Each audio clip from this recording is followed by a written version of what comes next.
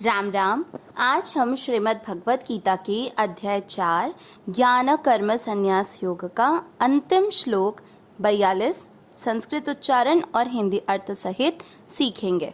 पहला चरण त के साथ आधा सतस माँ और द पूरा है, द में अमिक्स करेंगे तस्माद ज्ञान, न में अमिक्स करेंगे ज्ञान, स पूरे के साथ आधा म सम, भू की मात्रा बड़ी लंबा खींचेंगे भूत, शब्द पूरा आने के बाद में त पे अनुस्वार आधा म संभूतम।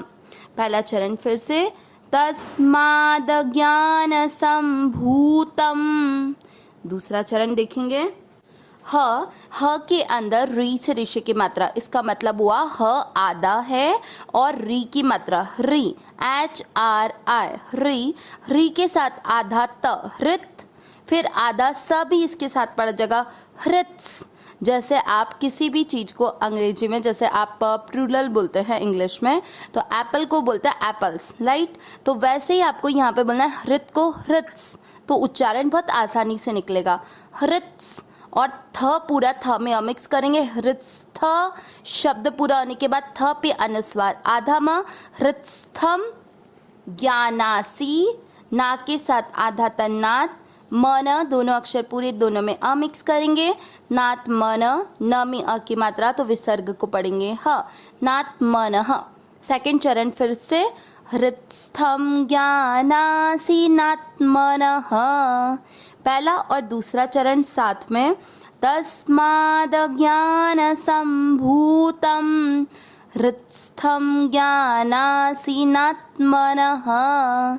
तीसरा चरण देखेंगे छी के साथ आधा तच्छित, त आधा, व पे आई की मात्रा वई त्वई छित्वई, न पूरा, न शब्द पूरा होने के बाद न पे अनुस्वार आधा म छित्वईनम।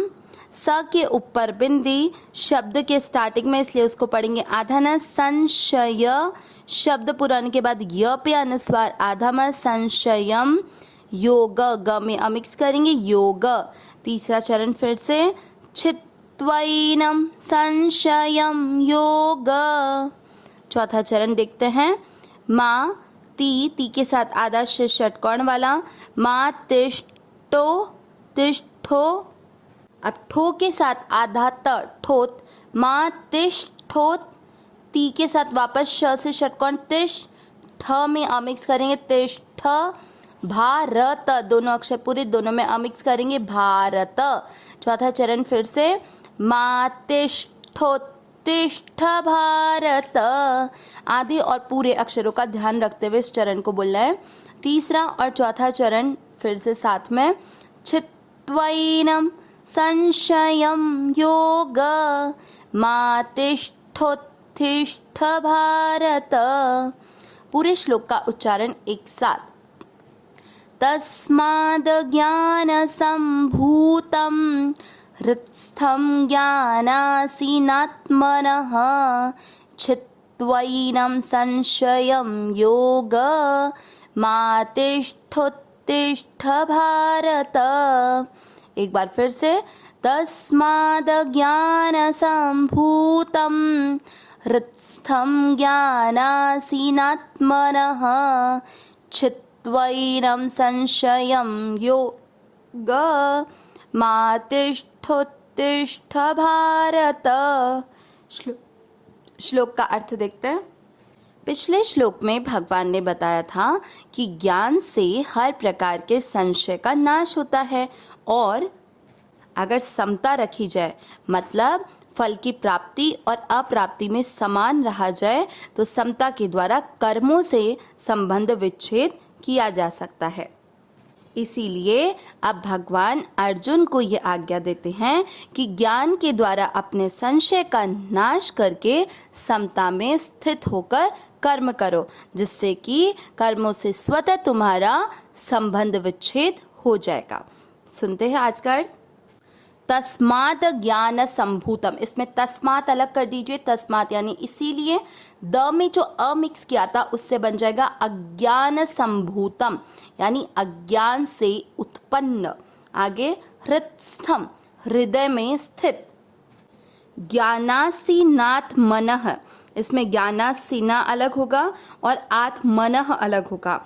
आ और आ की मात्रा मिलके आ ही बनता है, इसलिए ज्ञानासीना बना। तो ज्ञानासीना यानी ज्ञान रूपी तलवार से, आत्मनः अपने, छित्वैनम, इसमें दो शब्द हैं, छित्वा धन एनम, छित्वा यानी छेदन करके, एनम यानी इस, फिर संशयम, छित्वैनम संशयम यानी संशय का, मातिष्ठोत। अब मातिष्ठोत्तिष्ठ के पहले जो योग शब्द है उसमें माँ का जो मातिष्ठो का माँ है ना, योग के साथ आधा म जोड़ेंगे योगम, और म में आ की मात्रा है तो आतिष्ठोत्तिष्ठ भारत, ये शब्द बन जाएगा। तो योगम का अर्थ हुआ समता में, फिर आतिष्ठोत्तिष्ठ, इसमें दो शब्द है, आतिष्ठ धन उत्तिष्ठ। आतिष्ठ यानी स्थित हो जा, उत्तिष्ठ यानी युद्ध के लिए खड़ा हो जा। भारत, हे भरतवंशी अर्जुन, पूरा अर्थ क्या निकला? हे भरतवंशी अर्जुन, हृदय में स्थित अज्ञान से उत्पन्न अपने संशय का ज्ञान रूपी तलवार से छेदन करके योग अर्थात समता में स्थित हो जा और युद्ध के लिए तैयार हो जा।